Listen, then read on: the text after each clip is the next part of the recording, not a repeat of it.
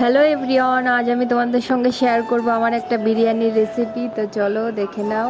প্রথমে দেখো অনেকটা পেঁয়াজ কেটে নিয়েছি, আদা রসুন কেটে নিয়েছি, এদিকে মাংসটা ম্যারিনেট করে নিয়ে এদিকে সব মোটামুটি গুছিয়ে নিয়েছিলাম।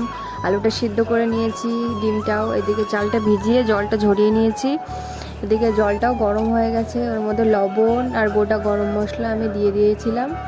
এদিকে মশলাটাও আমি করে নিয়েছি, শিলে করেছি। তারপর এইদিকে দেখো আমার ভাতটা তো হয়ে গেছে। এদিকে আমি কড়াইতে তেল দিয়ে দেব। তেলের মধ্যে এবার পেঁয়াজটা ভালো করে একটু ভেজে নেব। পেঁয়াজটা এদিকে ভাজতে ভাজতে ভাতটা আমি অন্যদিকে বেড়ে নিয়েছিলাম। তো দেখো পেঁয়াজটা লাল লাল করে ভেজে নেব।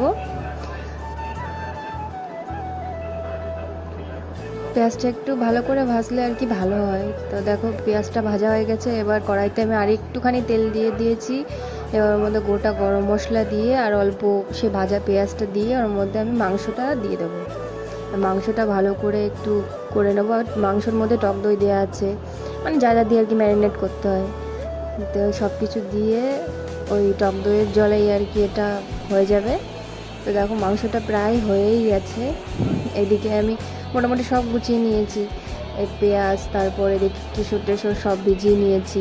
ওটা কিন্তু ফুড কালার না, ওটা কিন্তু কেশর দিয়ে অত সুন্দর একটা রঙ এসেছে। আর আমার দুধটা বাড়িতে ছিল না বলে দিইনি। এদিকে আমি সব আস্তে আস্তে লেয়ারিং করে নিচ্ছি সুন্দর করে। ভাতটা দিয়ে আগে নিচে আমি ঘি দিয়ে দিয়েছিলাম একটু। এদিকে আলুগুলো দিয়ে দিলাম সুন্দর করে, এবার মাংসগুলো দিয়ে ভালো করে আর কি লেয়ারিং করে তারপরে একদম দমে বসিয়ে দেবো। দেখো এদিকে এটা প্রথম লেয়ারিং করছিলাম, তা সেটা মনে হয় ঠিক করে দেখাতে পারিনি। তারপরে দ্বিতীয় লেয়ারিংয়ে আলু দিয়ে দেবো, ডিমগুলো দিয়ে মাংস, বিরিয়ানি মশলা, মিঠা আতর, তারপরে যেটা কেশর ভিজিয়ে রেখেছিলাম সেই ইয়েটা দিয়ে দিয়েছি। তারপর একটু লবণ দিয়েছিলাম, বিরিয়ানি মশলা সুন্দর করে দিয়ে তারপরে ওপর দিয়ে ঘি দিয়েছিলাম, সেটা আর আমি মনে হয় ভিডিও করতে ভুলে গেছি। ওই সব দিয়ে সুন্দর করে ঢেকে দিয়েছিলাম।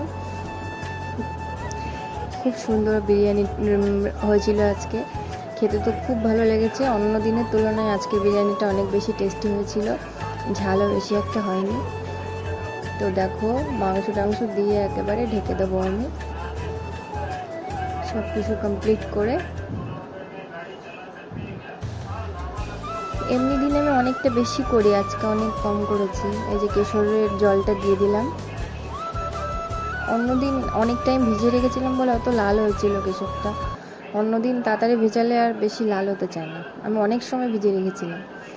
মিঠা আতরটা দেওয়ার পরে এবার এটাকে সুন্দর করে ঢেকে গ্যাসটা লো আছে দিয়ে ওপরে একটা রুটি করা তাওয়া দিয়ে তার উপরে আমি আমার বিরিয়ানির যে যার মধ্যে করেছিলাম সেটা দিয়ে একটা শিল দিয়ে করেছিলাম। অন্য সময় হলে আমি আটা দিয়ে পুরো মুখটা সিল করে দিই, কিন্তু আর করিনি। তো দেখো আমার বিরিয়ানি একদম রেডি। এবার দুজনের জন্য একটু থালায় আর কি বেড়ে নেবো।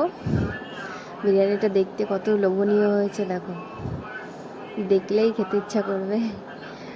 যাই হোক, নিজের হাতের রান্না নিজের ভালোই লাগে। এবার একটু থালায় বেড়ে নিয়ে দুজন মিলে খেয়ে নেব। তো তোমাদের যদি রেসিপিটা ভালো লেগে থাকে একটা লাইক করে দিয়ে যেও, আর তোমরাও রেসিপিটা দেখে বানাতে পারো, অনেক টেস্টি হবে।